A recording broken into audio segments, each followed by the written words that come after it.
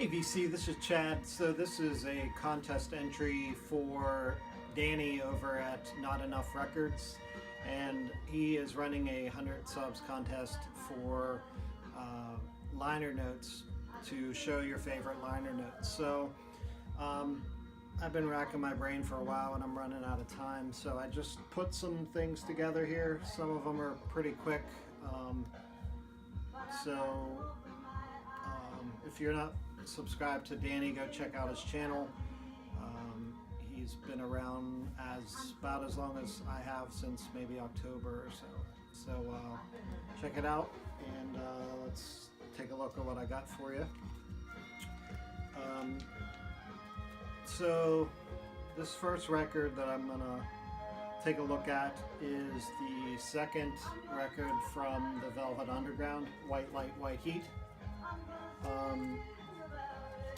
This is a 1984 pressing on Verve polygram, and inside of here was included some liner notes, and these were written by Kurt Loder in December of 1984. He was for you newer kids, he was one of the first video DJs on the original MTV Music Television. So he wrote a few things on here which I just thought were, I don't know about interesting, but I think they're pretty accurate. So he said the Velvets were a band of distinct parts, and their music was often perceived in pieces by some as failed folk rock or Dylan-esque boho posy or sheer art attack noise, by others as pure dope and sex depravity.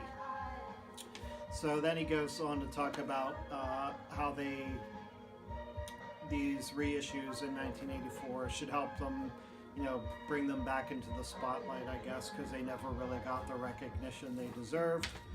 And basically he ends it with, the pleasure, dear listener, is all yours, which I think is pretty cool.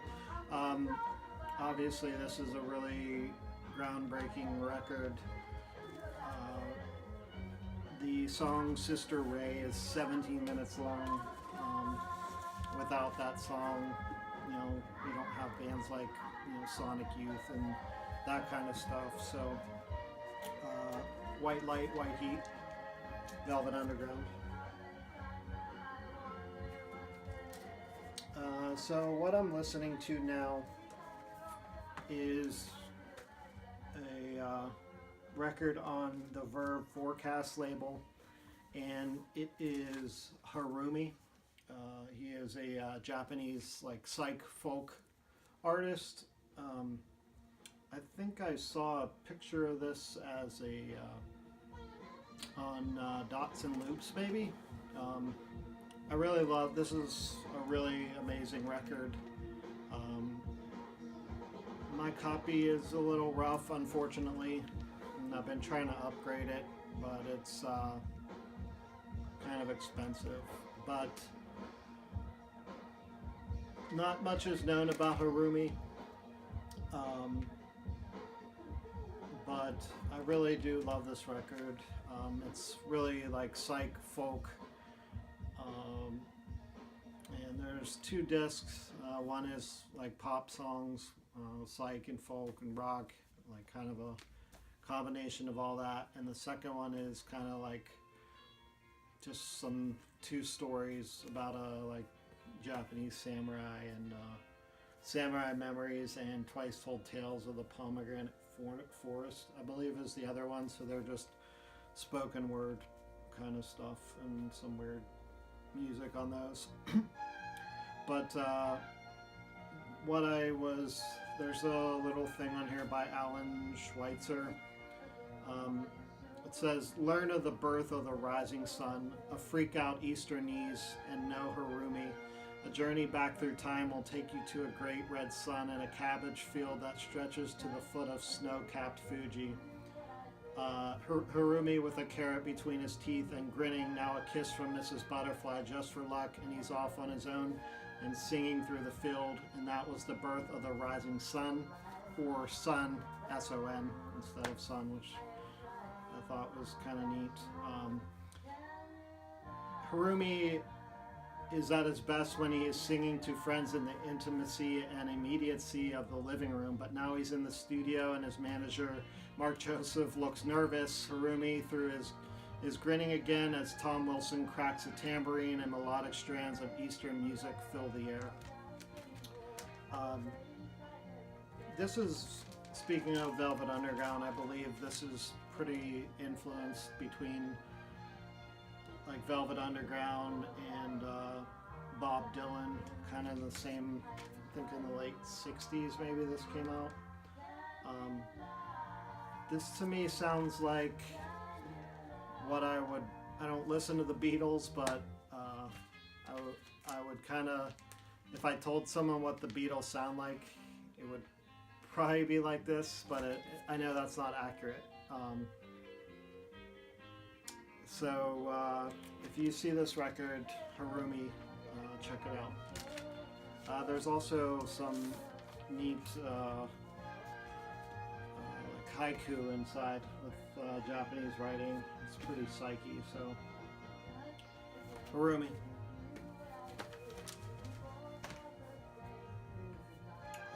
So my next one here is a soundtrack from probably my favorite director and composer, and it's Assault on Precinct 13.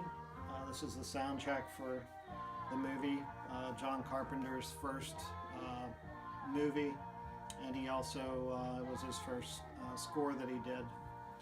And this reissue from Death Waltz came out maybe in 2013. It's on a really nice heavy gatefold here, cut at 45. There is an original, I believe, on Vera Saraband as well. But this comes with a nice little booklet of different people talking about, you know, what the soundtrack means to them. And one is a liner note from famed composer Clint Mansell, who you know, has done a lot of stuff for Darren Aronofsky and a lot of other modern soundtracks. So he says, Carpenter gets an idea and works it, then reworks it, almost DJ slice and dice style, as he shapes new rhythms and progressions out of the 4 or 5 now iconic sounds from which he builds the score. The escalating arrangement, the sense of dread mixed with inevitability and an aching melancholy, and the repetition, always the repetition. That's one thing you notice about John Carpenter's soundtracks is the repetition. He has very simple melodies or lines that he repeats, and it just, you know, uses them at different times and different you know, sounds that you know, it's the same repeated rhythm or notes, but it completely has a different meaning in the movie. So I think that's what's great about it, is that it's up to you to kind of derive the meaning, you know, of the scenes based on the music itself. And then John Carpenter goes on to say, the soundtrack for Assault on Precinct 13 was recorded in one day, if my memory serves me so. By necessity, it was the model of simplicity. Dan Wyman was the electronic music instructor at USC and provided all the gear. Tube amps, each had to be tuned. One high note was a semitone off, unfortunately, but it seems to add a bit of unease. Unease is what I needed in 1976 when I directed Assault. And then he finishes off by saying, the score is minimalism, to be sure, something that really doesn't exist in cinema these days. It was meant to be heard with the images. I hope you enjoy listening to it. So he even notes the simplicity and the minimalism of his own music just out of necessity, and others you know, hold that aspect of his music in high regard. So that's Assault on Precinct 13. Here we have another soundtrack, and this is Lizard in a Woman's Skin, and this is by the famous maestro Ennio Morricone, and the movie is a Italian giallo directed by Lucio Fulci. If you haven't seen it, you should check it out. It's basically like a kind of like a drug-filled fever dream with like lesbian orgies and murder, typical Italian giallo stuff. With the bizarre title, Lizard in a Woman's Skin. So for this pick, there's actually this was another Death Waltz. This was actually never released on vinyl before. I think this is the first time. And there's some notes in here by Stephen Trower, who's a famous author, musician from the UK. He's written tons of books on horror, and so I don't know if he wrote these notes on the front, but I think they're pretty neat.